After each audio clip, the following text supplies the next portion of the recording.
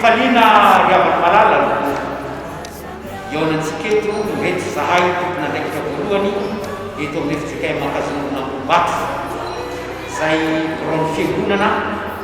sy ny filohany zanakapelezana no sady filohany fahadimapolo amin'ny zato taona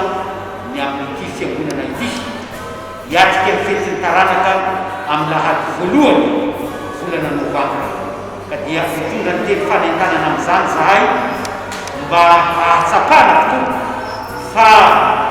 taranaka voafidy ho amin'ity fiangonana ity araka izay ambarany apôstôly petera fa taranaka voafidy iana amin'izay mahavoafidy zay no hanentanana ny zanaka ny fiangonana zay nahita fambiazana sy fahasoavana rehetra teto amin'ny efitsika mankazonona mobato faritra varitra loany antsona hiatrika ny fetiny taranaka amin'ity taona roapolo amby roapolo Churukaza miuva mandrapahavitana ny tranon'ny Jehova. Araka izany dia valana dia manao atsiavo indrindra ho antsika zanakam-penezana zay tanjoka hiahafahantsika manatanteraka indray ny abentsika zay averintsika fa efa tokony nataontsika andifin'iny fotoanan'ny taona iny kanefa nohony ame nara-pahasalamana dia tsy afaka nanao an'iny tsika ka tonga zao ny fotoana iray zay fotoana lehibe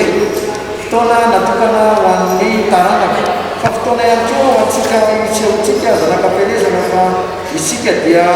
olona tia ny fiangonana ary tia mampandroso ny fiangonana nyteny tompony aminazy hoe raha mpianatra nareo dia aoka hifankaty ka fomba fanehoana ny fifankatiavana eo amin'ny fiangonana sy isika eny amin'ny zanakam-penezana io ka imbo fotoana io dia ahafahantsika koa mihetsika mikasika ny hoe ankalazantsika ny fahadimapolo amby zato taona ny fiangonana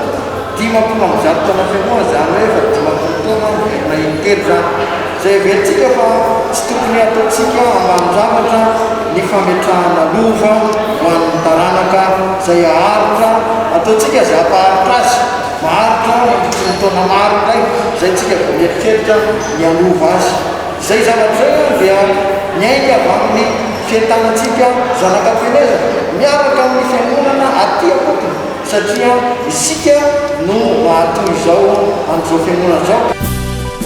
Tsy ianao na hafu ianao tokony iray toy izao ny fandaharana amin'izany fotoana izany miavaka moa amin'ity taona ity noho ny confinement dia miova kely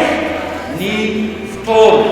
tsy misy sakafo intsony toy izay mahazatra antsika mamonomby amin'ity fa saingy ny sampana velona ny sampana vaky eto amin'ny fiangonana manomana sakafo isan-karazany izay anesantsika anjara tsara ihany mampafantatra antsika noho izao fa amena ara-pahasalamana zao a dia nanao lilan-damina tahaka izao zany marina fa misy ilay varoto be misy ilay varoto kely varoto be ho an'ny fianakaviana rehetra maternité raha sanatrika satria mbola ao anatin'ny famena ara-pahasalamana isika tsy ho afaka katinareo dia omenay ny fifandraisana ahafahanareo mandeha zany amin'ny vola 034 87 226 36 any pasteur io na 034 21 430 82 any mpitansoratra any mpitambolana fiangonana io reo no azontsika andefasana an'izany averiko le mandeha 34 87 226 36 ary 034 21 430 82 mba aleka kely ny anarany na fianakaviana nateraka zay andefazany ary amin'ny fotoany koa dia hanolorana certificat ho an'izay afampanadinana ara-panjakana tamin'ity taona ity dia ny CPE sy ny BBC fa ny baccalauréat kosa amin'ny alalan'ny zanakam-pelezana no manomboka zanakam-pelezana fa mananteny zahay nandraikitra zahay voalohany fiangonana ny filohan'ny zanakam-pelezana ny komity ny fahadimapolo amby zato taona ny fiangonana dia miandry sy manantena ny anareo tonga maro ny amin'ny alahady voalohany volana novambra eo azahoantsika manatanteraka ny didy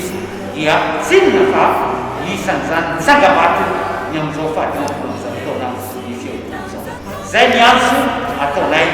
tompona andraikitra fiangonana FJK mankazonona bato faritabaritakoany sy mataparitany Antananarivo atsimo. Mirary soa atsika rehetra samy taon'Andriamanitra velonaina azo fahasalamana ahatratra izany amin'ny